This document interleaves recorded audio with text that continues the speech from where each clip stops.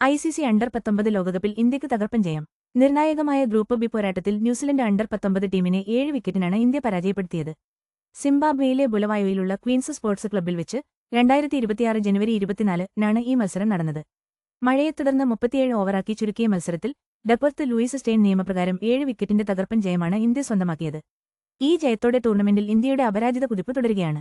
കിരീട സാധ്യതയുള്ള ടീമെന്ന നിലയിൽ ഇന്ത്യയുടെ സ്ഥാനം കൂടുതൽ ഉറപ്പിക്കുന്നതിനൊപ്പം ടീമിലെ യുവതാരങ്ങളുടെ മികവും ഈ മത്സരം എടുത്തു കാണിക്കുന്നുണ്ട്.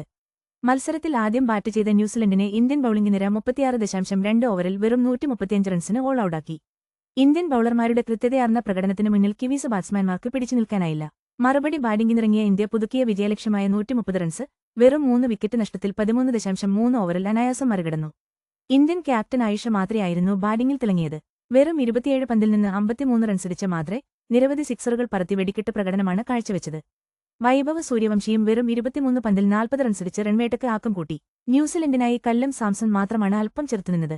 37 റൺസുമായി സാംസൺ ആയിരുന്നു അവരുടെ ടോപ്പ് സ്കോറർ. ഇന്ത്യൻ ബൌളിംഗ് നിര ന്യൂസിലൻഡിന്റെ ബാറ്റിംഗ് നിരയെ അപ്പാടെ തകർത്തെറിഞ്ഞു.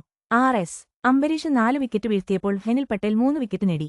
കിലൻ പട്ടേൽ, കനിഷ്ക് ചൌഹാൻ, മുഹമ്മദ് ഇനാൻ എന്നിവരടങ്ങുന്ന ഇന്ത്യൻ സ്പിൻ ത്രയവും ന്യൂസിലൻഡ് ബാറ്റ്സ്മാൻമാർക്ക് മേൽ തുടർച്ചയായി സമ്മർദ്ദം ചെലുത്തി. ബുലവായോയിലെ നനഞ്ഞ ഔട്ട്ഫീൽഡും പിച്ചിന്റെ സ്വഭാവവും ന്യൂസിലൻഡ് ബാറ്റ്സ്മാൻമാർക്ക് വെല്ലുവിളിയായി എന്നാണ് റിപ്പോർട്ടുകൾ. ബാറ്റിംഗിലും ബൌളിംഗിലുമുള്ള ഇന്ത്യയുടെ സന്തുലിതമായ ശക്തി ഈ വിജയം എടുത്തു കാണിക്കുന്നുണ്ട്.